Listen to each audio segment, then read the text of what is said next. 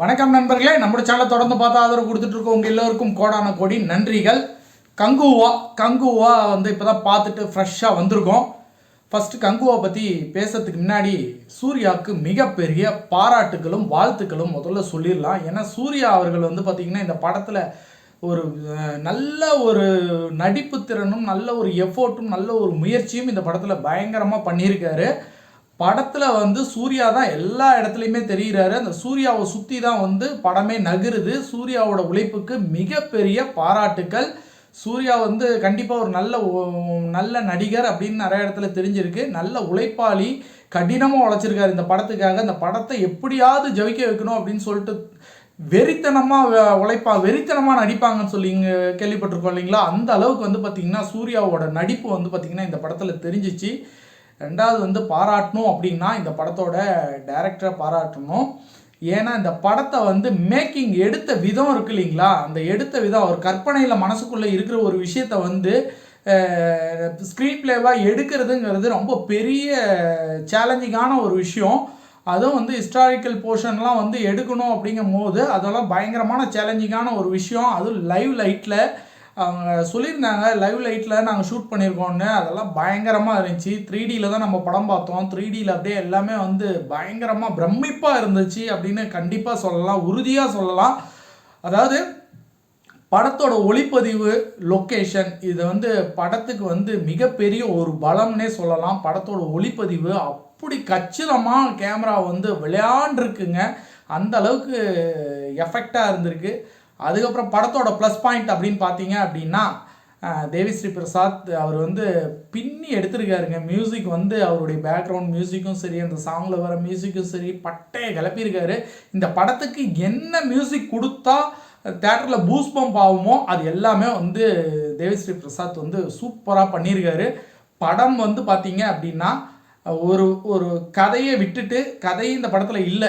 அது நான் சொல்லிடுறேன். படத்தோட கதை என்ன அப்படின்னு கேட்டிங்கன்னா கதைலாம் ஒன்றுமே இல்லைங்க.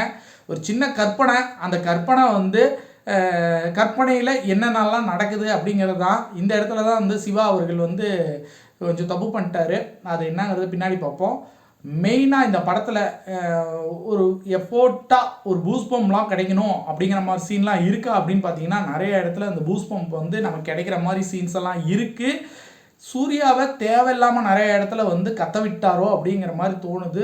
படத்தோட மேக்கிங்கில் நீங்கள் மேக்கிங்கில் நீங்கள் வந்து எஃபோர்ட் போட்டதை வந்து அந்த கதையோட கரு இருக்கு இல்லைங்களா? அந்த கரு கரெக்டான கருவாக நீங்கள் எடுக்கலையோ அப்படின்னு தான் தோணுது. அந்த கதையோட கருவில் வந்து நீங்கள் வந்து எஃபோர்ட்டை மிஸ் பண்ணிட்டீங்கன்னு தோணுது. அந்த கதை வந்து ஒரு படத்தோட ஆணி வேற பார்த்தீங்கன்னா ஒரு கதை தான். அந்த கதையோட அழுத்தம் வந்து ரொம்ப ஸ்ட்ராங்காக இருந்துச்சு அப்படின்னா படம் வந்து எப்படி இருந்தாலும் மக்களை வந்து உட்கார வச்சிரும். இது வந்து பார்த்திங்கன்னா நிறைய சீன்ஸ் எல்லாம் வந்து பூஸ்ட் பம்ப் கொடுக்குது. நல்லா எடுத்திருக்கீங்க. புதிய முயற்சிக்கு வந்து மிகப்பெரிய பாராட்டுக்கள். நம்ம தமிழ் சினிமாவில் இப்படி ஒரு படம் எடுக்க முடியுமா? இப்படிலாம் ஸ்க்ரீன் பிளே பண்ண முடியுமா?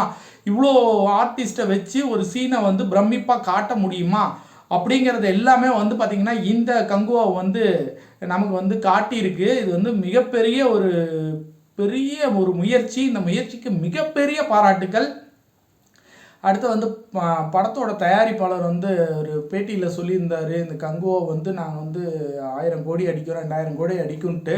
1000 கோடி அடிக்குதா 2000 கோடி அடிக்குதான்னு அப்புறம் பார்க்கலாம். உங்களுக்கு மிகப்பெரிய பாராட்டுகள். இப்போ ஒரு கதைக்கு தைரியமாக நீங்கள் இவ்வளோ செலவு பண்ணியிருக்கீங்க, அதுக்கு மிகப்பெரிய பாராட்டுகள். இங்கே யாரையும் வந்து ஒரு படம் நல்லா இருக்குது நல்லா இல்லைங்கிறத விமர்சனம் பண்ணும்போது பார்த்திங்கன்னா நம்ம ஒரு விஷயத்தை ஸ்ட்ராங்காக வைக்கணும். தமிழ் சினிமாவில் இது வரைக்கும் நம்ம பார்க்காத ஒரு ஸ்க்ரீன் பிளேவோ ஒரு தமிழ் ஆர்டிஸ்ட்டை வச்சு ஒரு ஸ்க்ரீன் பிளே, ஒரு மேக்கிங்கு, ஒரு லொக்கேஷனு இதெல்லாம் வந்து நம்ம இது வரைக்கும் பார்க்காத மாதிரி கிராஃபிக்ஸ் பண்ண மாதிரியே தெரில. அந்தளவுக்கு நல்லா கச்சிதமாக சூப்பராக பொருந்துகிற மாதிரி பண்ணியிருக்காங்க. நல்லா செலவு பண்ணியிருக்காங்க. படத்துக்கு செலவு வந்து பார்த்திங்கன்னா கண்ணை மூடிட்டு இறச்சிருக்காங்கன்னு சொல்லலாம். அந்த அளவுக்கு வந்து பார்த்திங்கன்னா செலவு பண்ணியிருக்காரு தயாரிப்பாளர். அவருக்கு ஒரு வாழ்த்துக்கள்.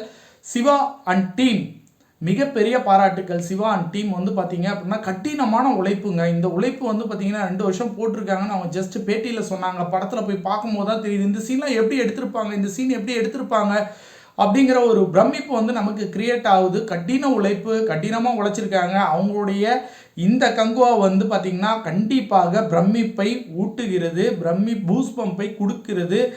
சூர்யாவோட நடிப்பு வந்து பார்த்திங்கன்னா நெகிழ்ச்சியாக இருக்குது. சூர்யா வந்து ரொம்ப நாள் கழித்து ஒரு பயங்கரமான ஒரு பவர்ஃபுல் பேக்டனா இந்த படத்தில் வந்திருக்காரு. கதையை விட்டுருங்க, கதை இல்லாமல் இந்த படத்தை போய் பார்த்தீங்க அப்படின்னா கூட உங்களுக்கு ஒரு 2 மணி நேரம் 40 நிமிஷம் படம் ஓடுது. படம் வந்து நல்லாவே இருக்குன்னே சொல்லலாம். ஒரு தடவை கண்டிப்பாக எல்லாரும் கங்குவாவை பார்க்கணும். ஏன்னா இவ்வளோ பொருட்செலவில் வந்து படம் தயாரிச்சிருக்காங்க. அந்த படத்தை நம்ம வாழ வைக்கணும்.